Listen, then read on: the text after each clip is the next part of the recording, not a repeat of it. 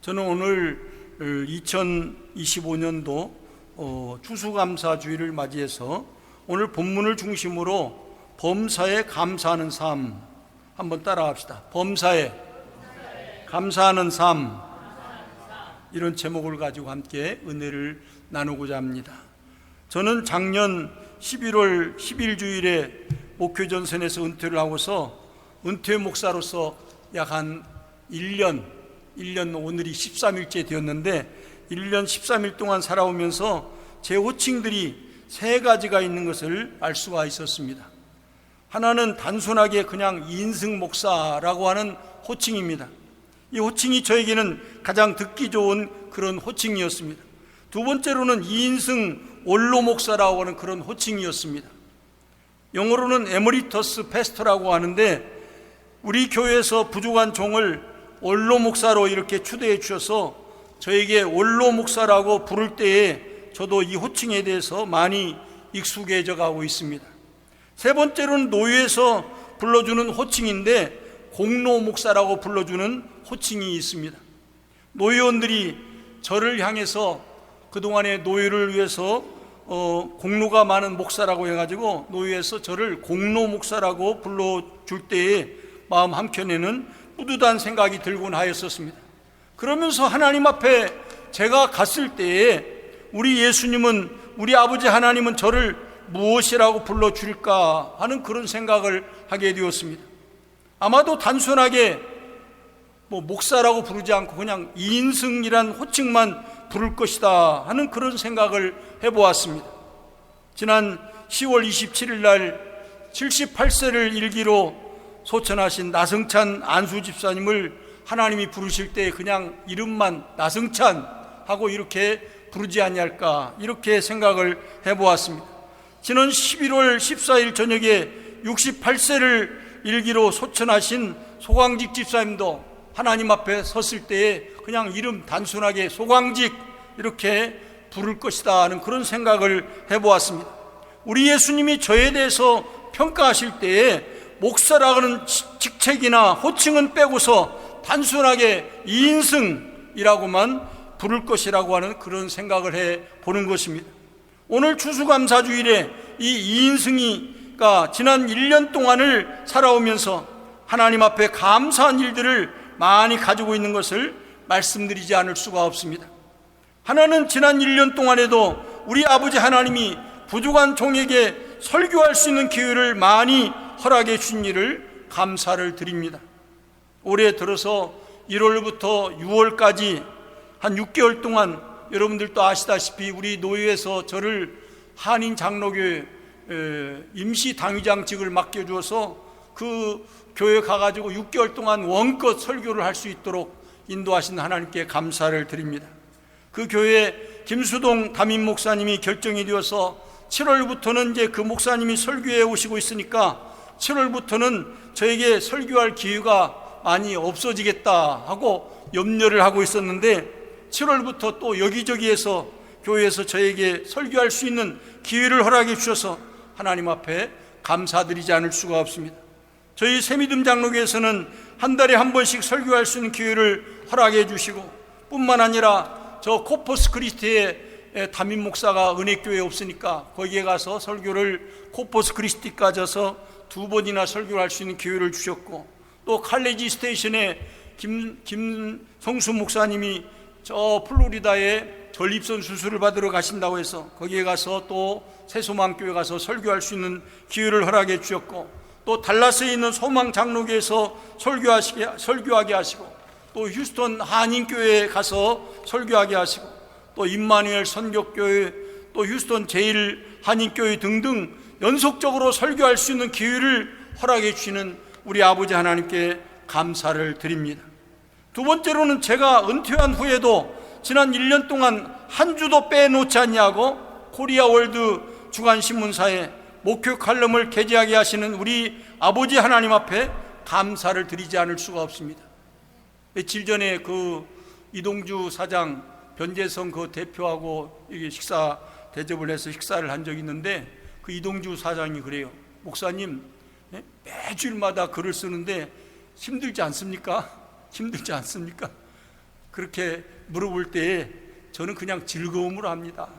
글 쓰는 것도 즐거움으로 하고 설교 준비하는 것도 즐거움으로 합니다라고 그렇게 대답을 한 적이 있습니다. 세 번째는 지난 1년 동안에도 저의 건강을 지켜준 것을 하나님 앞에 감사드리고, 또 제 아내의 건강도 지켜준 일을 감사드리고, 또 우리 두 아들들과 제 며느리와 두 손자들의 건강과 안전을 지켜준 우리 아버지 하나님 앞에 감사를 드리지 않을 수가 없습니다.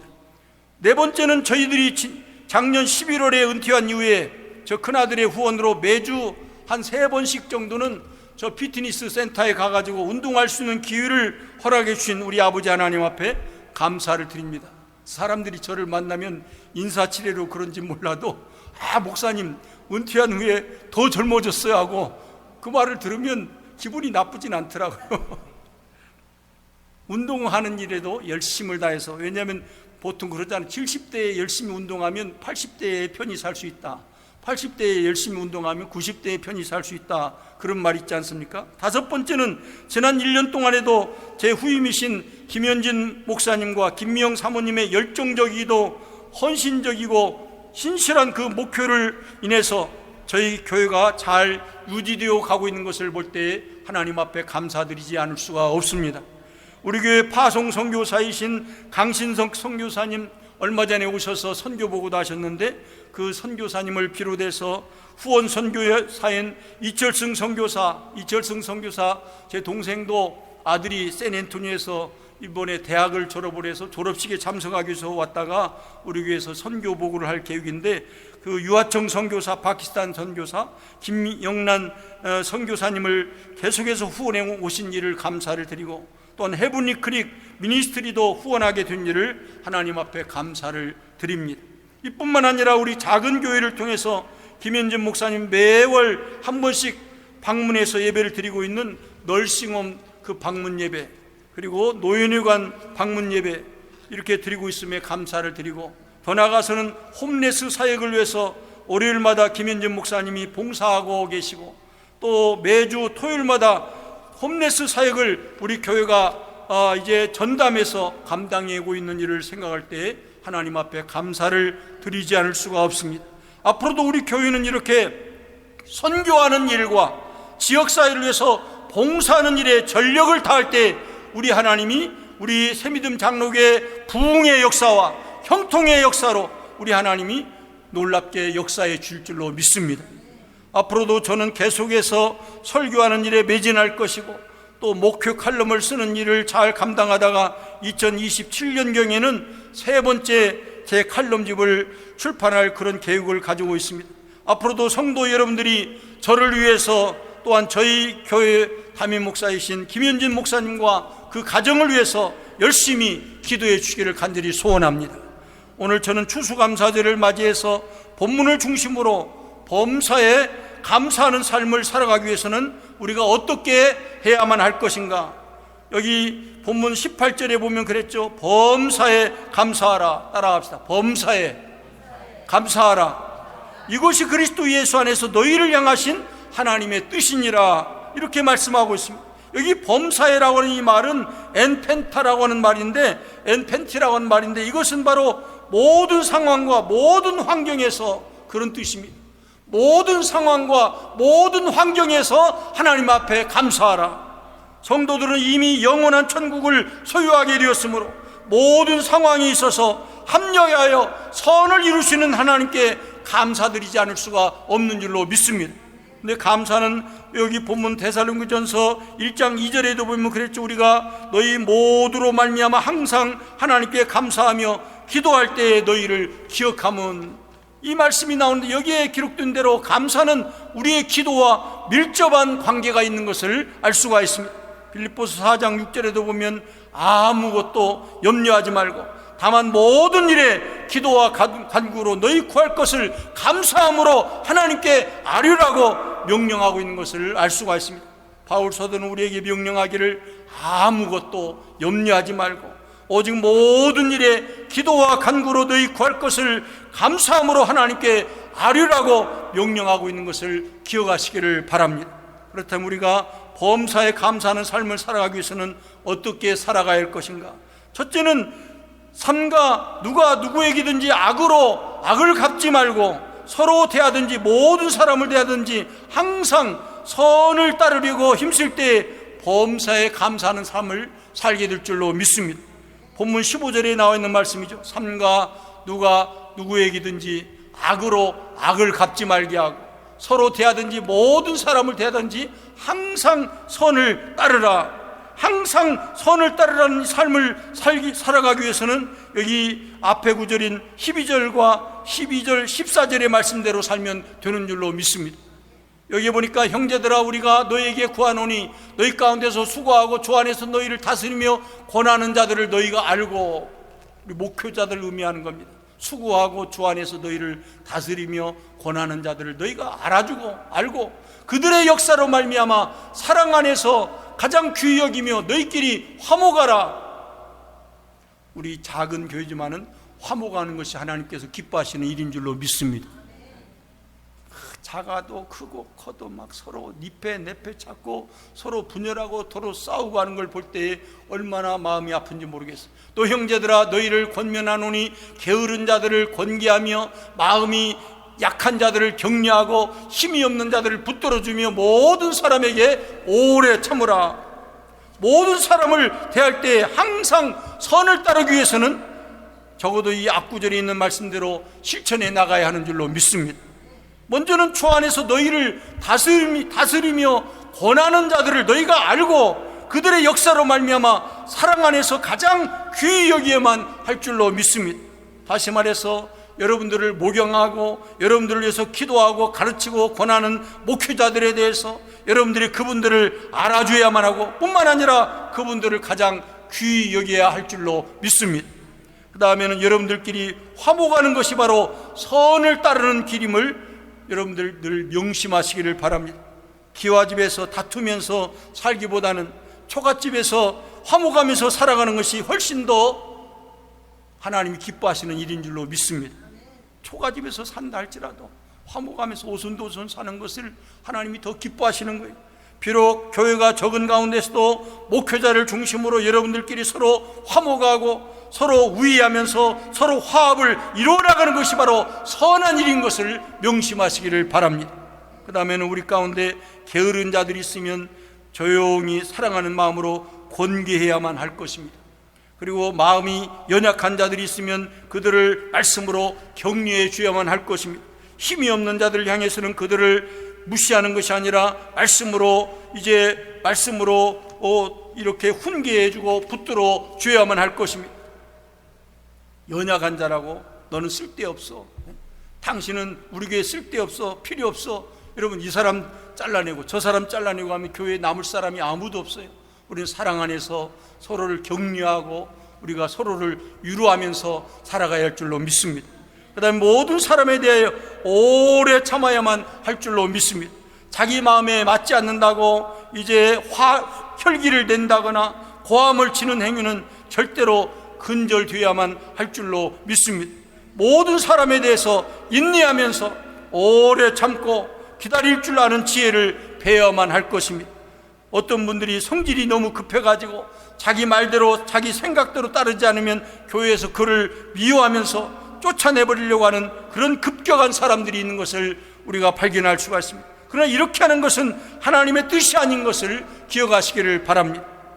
저는 군목생활 3년 동안을 하면서도 또 한국에서 단독 목회를 11년 동안을 하면서도 또 미국에 들어와서 어스틴에 내려가서 1년 동안 대학생들 중심으로 목회를 하면서도 또 우리 휴스턴에서 새비듬 장로교를 개척해서 24년 2개월 동안을 목회하면서도 오래 참는 은혜를 하나님이 허락해 주셔서 성도들을 사랑하는 마음으로 오래 참고 또 오래 인내하면서 달렸던 것을 하나님 앞에 감사하지 않을 수가 없습니다.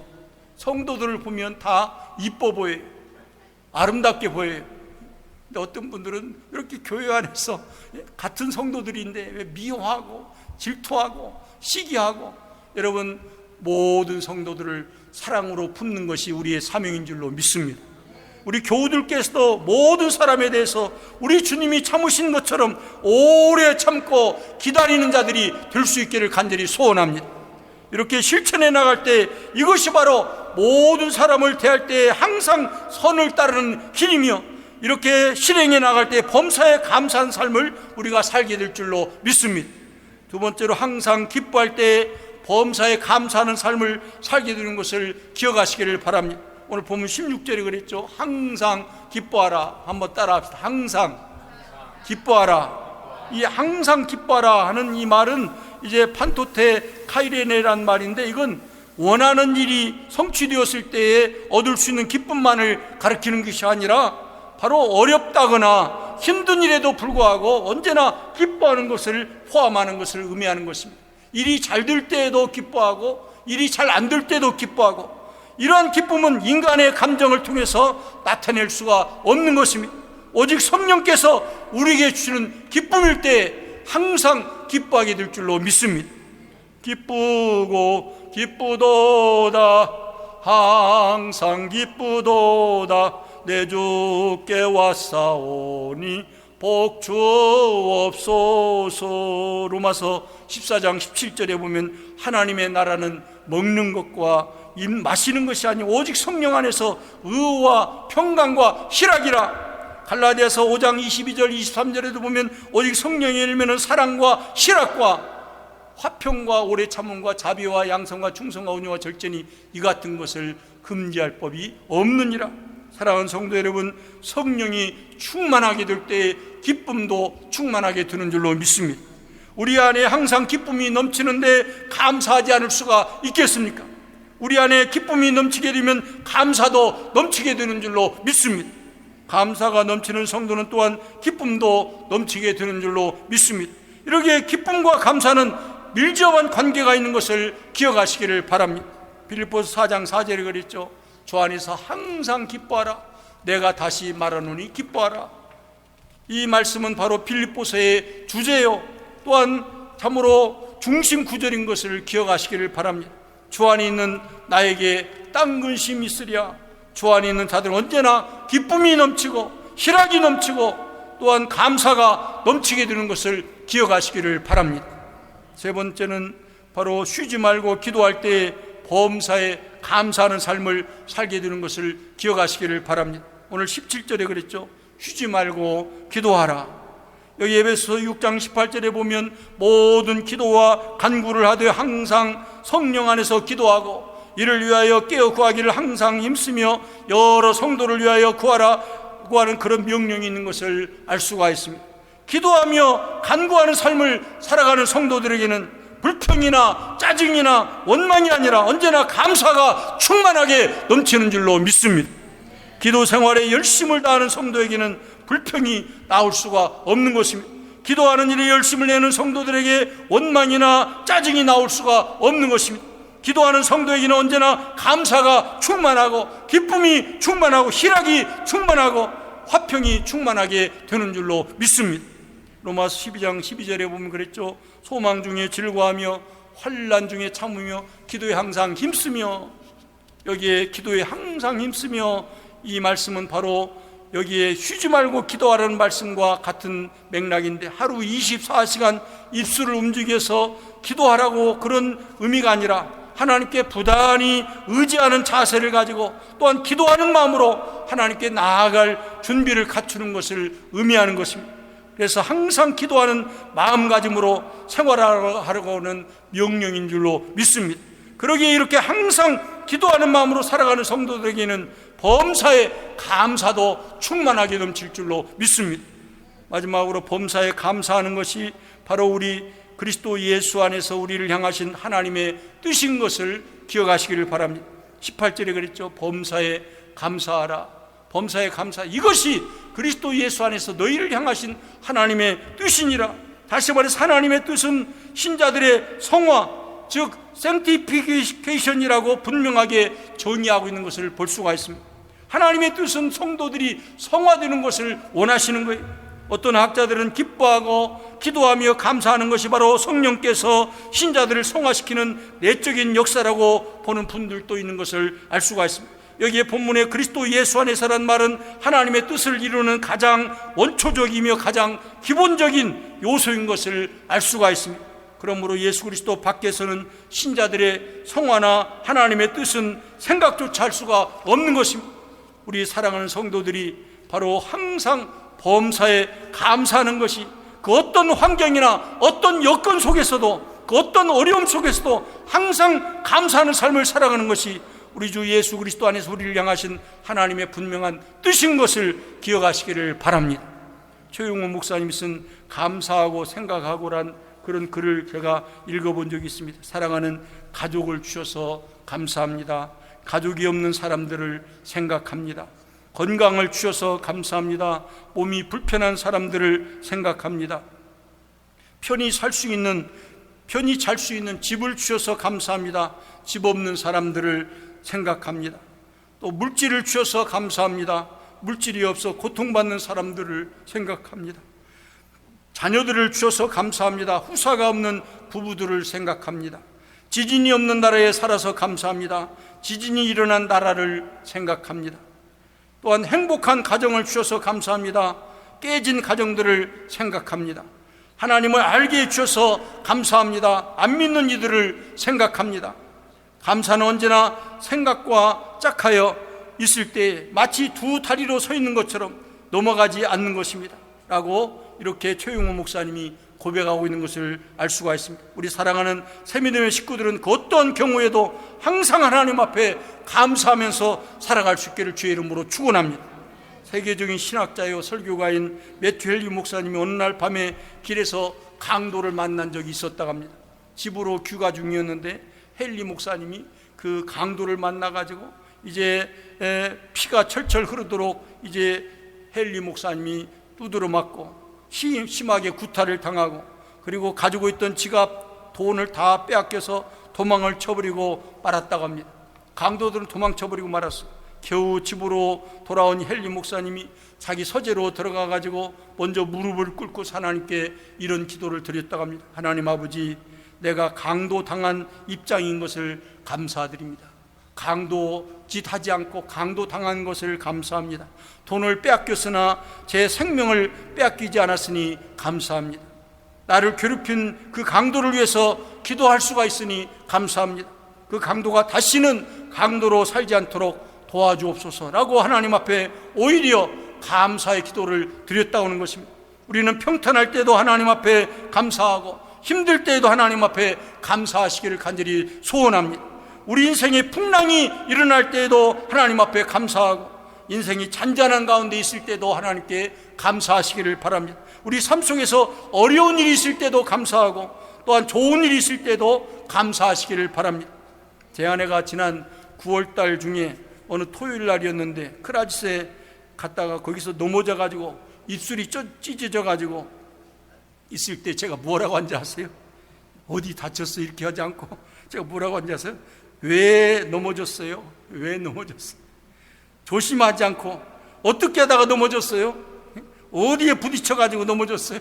어디 다쳤느냐고 물어보진 않고 왜 넘어졌느냐, 어떻게 넘어졌느냐, 그렇게만 이제 나무라기만 하다가 하나님 앞에 이런 감사의 기도를 드려보았습니다. 하나님 아버지, 제 아내가 넘어져서 머리가 만약에 다쳤더라면 이제 큰일이었을 텐데 입술만 찢어져서 새 바늘만 꼬맨 것을 감사를 드립니다.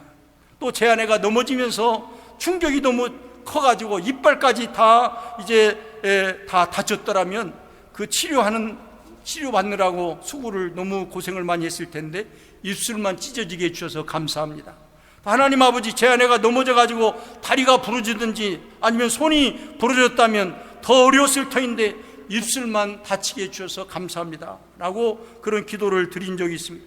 범사에 감사하는 것이 우리 그리스도 예수 안에서 우리를 향하신 하나님의 뜻인 것을 확신하시기를 바랍니다. 오늘 추수감사절의 말씀을 맺고자 합니다. 이 본문을 중심으로 범사에 감사하는 삶이라는 제목으로 말씀을 드렸습니다. 우리가 하나님 앞에 범사에 감사하는 삶을 살아가기 위해서는 꼭 이 네 가지를 명심하시기를 바랍니다. 범사에 감사하는 삶을 살아가기 위해서 누구를 대하든지 간에 항상 선을 따르면서 선을 쫓아가시기를 바랍니다. 범사에 감사하는 삶을 살아가기 위해서 항상 기뻐하는 삶을 살아가시기를 바랍니다.